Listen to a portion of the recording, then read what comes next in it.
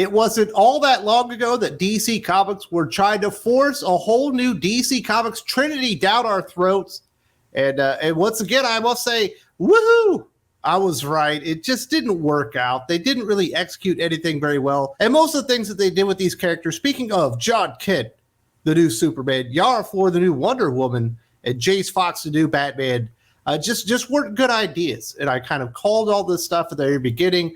And they were trying to really just force a whole new Justice League down our throats, right? They were going to change out Aquaman for Jackson Hyde. Like, even Aquaman basically said, you are Aquaman now. I ain't got what it takes anymore. I'm handed over. I'm going to be a stay-at-home dad. That didn't work out. We don't even have an Aquaman series anymore. They tried to make JoJo Mullen's fine ass a big thing for the Green Lantern universe. Turns out people weren't ready to give up on the classic Lanterns. Hal Jordan, John Stewart, Guy Gardner, and all the other great ones out there. We even had new Green Lanterns that they were casting aside, like Jess Cruz and Simon Baz, all for the sake of diversity and inclusion. You got to get that DEI score up. We got to have a gay Superman. We need to have a South American Wonder Woman, even though that's Greek mythology. But okay, I got it now. We got to have a black Batman. We got to have a gay black Aquaman, as well as a Latino, a queer Green Lantern character, because DEI is really important. We got to get that ESG score up. Got to have that credit rating. There was an article reminiscing about the good old days and what might have been with this new DC Comics Trinity that never was. And I'm going to take a victory lap. We're going to talk about some of these things and elaborate on what the author is speaking here about why this stuff failed. And remember, once again, I called all this stuff because I'm Nostradamus. You know what I mean? I can see the future. Now, I do get some things wrong, but I was 100% right on this bullshit. In 2021, DC doubled down on pushing its legacy characters a lot harder than it had since the start of the New 52 in 2011. Among the new crop of heroes, only 3 received a solo ongoing series: Jon Kent, a.k.a. Superman, Jace Fox, a.k.a. Batman, and Yara Flor, a.k.a. Wonder Girl, were meant to be the new and definitive legacy trinity. Over the course of 2021, DC launched Superman Son of Kal-El by Tom Taylor, I Am Batman by John Ridley, and Wonder Girl by Joelle Jones. None of these books would last past issue number 18. In 2023, none of these characters has the all-star status that DC had hoped, but each member of this trinity has their own meta-narrative of highs and lows and a unique reason why readers as a whole didn't take to them. While DC Comics certainly has a longer legacy, if you will, pun intended, of legacy characters taking over the mantle successfully from the previously established heroes, it hasn't really happened in a long time. And I think one of the things really holding them back is DC and Marvel really aren't willing to kill a mainline hero. Or if they do kill him, you know they're going to come back in like 2 or 3 years, so why would I invest in the new hero? In this case, they never actually killed off Superman, Batman, or Wonder Woman. Actually, I guess they did kill off Wonder Woman, but then she went to like the Norse version of hell instead of the Greek version of hell, which didn't really make sense for the character, but that's clue rad for you. They did send Superman off to Warworld to go fight the Warzoons or whatever, but that didn't really clear enough space for old Jon Kent, especially with the people's reaction to what they had done to Jon Kent already.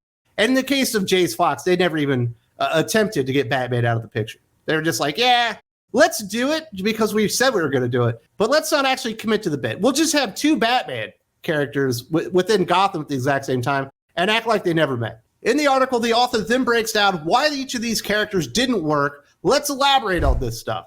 Jon Kent isn't exactly one of DC's greatest failures, but everything is relative. When Jon Kent first debuted in 2015, he was the 10-year-old son of Lois Lane and Clark Kent, equal parts adorable and cool, and an instant fan favorite. He quickly received a starring role in both Rebirth Superman and Rebirth Action Comics, as well as a leading role in Super Sons. This all changed when Brian Michael Bendis took over the Superman books, and Jon was aged up from 10 to 17. In contrast to the near universal praise Jon received in his early years, this new version of him was met with a much colder response. Tom Taylor's Superman Son of Kal-El was also initially met with a lukewarm response and equally middling sales. However, everything changed again with Superman Son of Kal-El number 5, where Jon came out of the closet as bisexual. The book attracted a new surge of readers and a more favorable fan response for the next few issues, but it was short-lived. Readers still found the story bland and directionless. They wish Jon had been paired with an existing hero instead of an OC as his boyfriend. I dare you to go back and read Peter J. Tomasi's Superman run during Rebirth and Super Sons, he wrote both of them, and not fall in love with the character Jon Kent.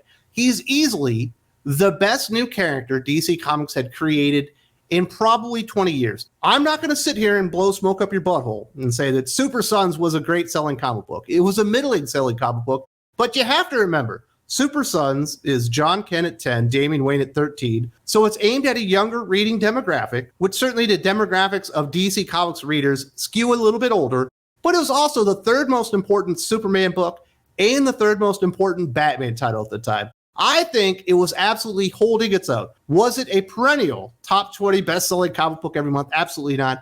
But it was absolutely doing very well, and there was a future for this character. He was going to be an entry point for new DC Comics fans. The sky was the limit, and I do personally believe at one point Jon Kent could have taken over for Clark Kent. But that was like 10, 15, 20 years in the future. DC Comics blew their wad.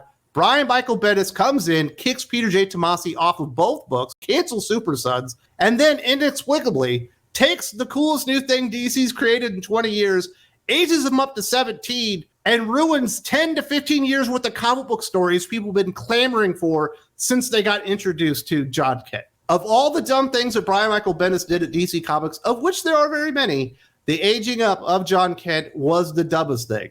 That's the original sin with Jon Kent. And then it only gets worse from there because they decide, well, we're going to make all these legacy heroes the real heroes. We're going to elevate them. We're going to make sure that Clark Kent and Bruce Wayne and Diana Prince aren't all that important. So how do we get Jon Kent over as a major superhero? Well, we're going to call him Superman. We're going to kick Clark Kent over to Action Comics and put him on War World. And then we're going to give the solo title to Tom Taylor. Tom Taylor, the guy who brought us Bigotry and Mustard in X-Men Red. Tom Taylor, the guy that can do an Injustice book pretty damn well. The guy that can do Deceased or whatever, no problem whatsoever. As long as he's on Elseworlds, he's absolutely fine. But once he starts meddling in continuity, Tom Taylor drops the ball every single time. And he decided Jon Kent is not going to be a man of action. He's actually not going to be a superhero. His book is actually going to be a YA LGBTQ coming of age book because we got to attract the younger audiences. And he's never actually going to fight evil. He's never going to really fight villains or whatever. He's going to talk to him. He's going to beat him at chess, and he's going to outsmart him and all that kind of stuff.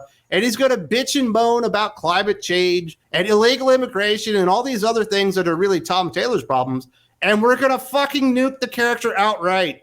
Just destroy him whole cloth, and no one cares about Jon Kent anymore. No one even talks about him being gay anymore. And remember, that comic book sucked from absolutely day one.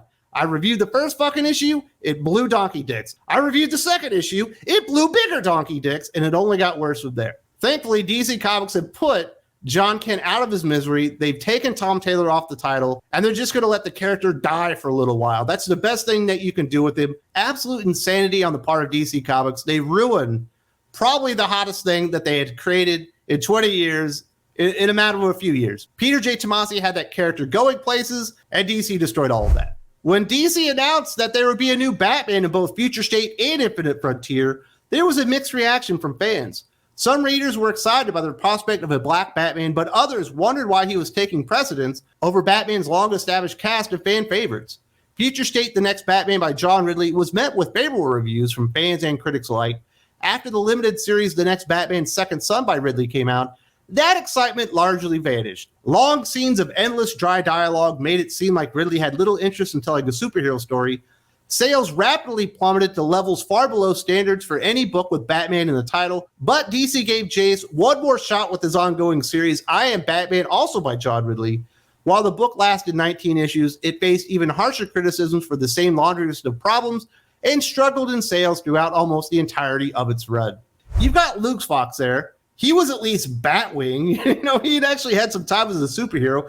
He was a black man associated with Batman. Why is he the next Batman? You've also got The Signal, Scott Snyder creation. Not the coolest thing in the world. Probably not even a good idea. But you already had established characters to take the place. But this is the real problem with it. Besides it not really making any sense that they would have chosen one of the Fox brothers not named Luke. But the setup to it is really weird because Lucius Fox, Jace and Luke Fox's dad, ends up stealing all of Bruce Wayne's money and refuses to give it back. And then the book is just all like Fox family drama. It turns out Lucius Fox hates his kids and his kids hate him. And he hates his wife and his wife hates his kids. And it's like, why am I even reading this? John Ridley, despite having 2 issues of the next Batman in Future State, which were actually pretty good. They had some really good Darrington art. I think it was Nick Darrington was the artist on that one. And it actually read good. I was like, wow, maybe I lost my mind. This dude stepped away from comic books for like 15 years and figured out how to write a goddamn comic book. But it turned out that was an absolute aberration. That was not the case. He still couldn't write comic books anymore. And his series just sucked ass. And then he was in Gotham. Like, why do you need 2 Batman characters in Gotham? When I say Batman, I'm talking characters named Batman, not characters associated with him. Like, why are there 2 Batman in Gotham? By the time they moved him to New York City, it was like 12 issues into the series, and they had never actually defined why Jace Fox wanted to be Batman. It seemed like maybe he thought, well, Bruce Wayne doesn't understand the plight of the black man, and I can do a better job as a black man being Batman. I think that's what John Ridley was going for, but it never worked. It was just so stupid. That thing lasted way longer than it ever should have, and John Ridley should never, ever in his lifetime be allowed to write a comic book again in his life because he absolutely sucks. Let's get to the last prospective member of this new Trinity. Yara Flor, the new Wonder Girl, made one of the biggest splashes of any new character in years at her debut, illustrated beautifully. Her premise as an indigenous Brazilian who hailed from a tribe of Amazons from the Amazon rainforest was seen as brilliant, and she even had her own TV series announced as in development. While the general response to Yara during Future State was positive, she was billed as the new Wonder Woman, much like Jon and Jace were the new Superman and Batman. It's not surprising that fans were confused when DC announced that she'd be starting in the main DCU as Wonder Girl instead. Wonder Girl was canceled after only 7 issues, but it should be noted that it was actually the most consistent seller of the Legacy Trinities ongoing. While Wonder Girl's sales were on the decline by its final issue, it only ended so quickly because Jones was no longer available to write the story. Of the new Trinity, Yara Flor is the other character that should have worked out. The character design by Joelle Jones is absolutely brilliant. The idea behind the character, maybe not so much. But if you could make the character look that damn good and that exciting, I was like, I don't care if it's so on the nose that all of a sudden Amazons are from the Amazon, even though that makes no fucking sense whatsoever because the Amazons, when you're speaking about Wonder Woman, Themyscira, and Hippolyta or whatever, are like fucking Greek culture. You're talking about their mythology or whatever. Who gives a shit? We got this beautiful, brown Wonder Woman character, Yara Flor. She looks amazing. She's not terrible in Future State. Not exactly exciting. But Joelle Jones, who is an absolutely phenomenal comic book artist. She knows how to design a character. She knows how to illustrate a comic book. Absolutely no qualms about that. She's absolutely brilliant. But she fucking sucks as a comic book writer. She cannot tell a story. She does not know how to make the characters relatable. And it was really strange. Like the character supposedly grew up in Idaho or something, but she was trying to learn about like her roots in Brazil. So she went down to Brazil and then she's randomly just yelling like fucking Portuguese and stuff. And you're like, I don't even know what the hell is going on here. They should have had her design the character, illustrate the first 7 issues, and had a real writer come in there, and it probably would have had a chance. You know, it didn't help that Wonder Woman was in such a bad state at the time. She ends up getting caught up in like War of the Amazons or whatever that is. When you're talking like this is the brain trust behind Wonder Woman and this big event. It's Clunrad, Michael Conrad and Becky Cloonan, Vita Ayala, Stephanie Williams, and Joelle Jones as the main writers of the book. And they just all sucked. The next thing you know, Yara Flor is in Trial of the Amazons. I think I called it War of the Amazons. It's Trial of the Amazons. It just made her look stupid. It made the character look stupid. She was illustrated beautifully because Joelle Jones illustrated those issues, but the story itself was just, it was bad. And they dropped the ball. They shouldn't have tried to hotshot the character and get her into her own TV show. They probably should have actually fleshed the character out, developed her, find out what works, what doesn't work. She didn't need to have a solo series at the time. And then, like I said, they killed off Wonder Woman, but then Yara Flor doesn't become the replacement Wonder Woman. It's Hippolyta. Her mom does because Brian Michael Bendis was writing Justice League, and he's a fucking idiot, and everything he touched at DC Comics turned absolute dog shit. That character should have worked. The character design was amazing. Certainly not as beloved as Jon Kent, because Peter J. Tomasi did have the time and the space and the opportunity to flesh that character out and make people love him. You never really got that opportunity with Yara Flor, but you never hear about her anymore. In fact, they just introduced the new Wonder Girl. It's Diana Prince's daughter. I don't remember what her name is because the story sucked, but she's already the new Wonder Girl and obviously is going to be the next Wonder Woman and Yara Flor will never be looked at again, and we'll never see her again. In 20 years, someone will bring her back and be like, fuck, we really have 7 Wonder Girls now?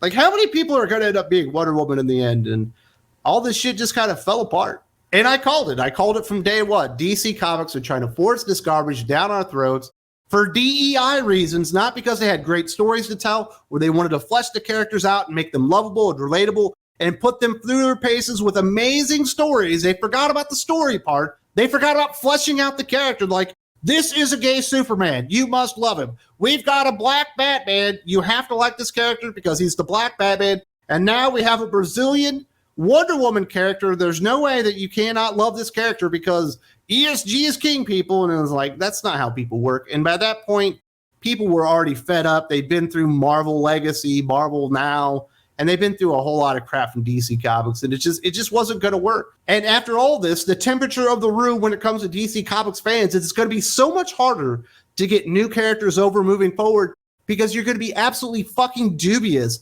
about all of them. Whenever DC announces a new character, I go, okay, on the LGBTQ spectrum, where is this character? Because they got to be there. You know what I mean? You're dubious about all of it because they try to shove so much of this bullshit down your throat at the exact same time, and it became unfucking tenable, especially Tom Taylor's Superman Jon Kent bullshit, which just ended in The Adventures of Superman Jon Kent. Whatever, man. What a bait and switch piece of shit this thing was. If you haven't seen it, I actually talked about the final issue and why people didn't like it. I was unaware that it was the final issue until I saw an article, but this thing absolutely sucked balls too. There's also a link in the video description.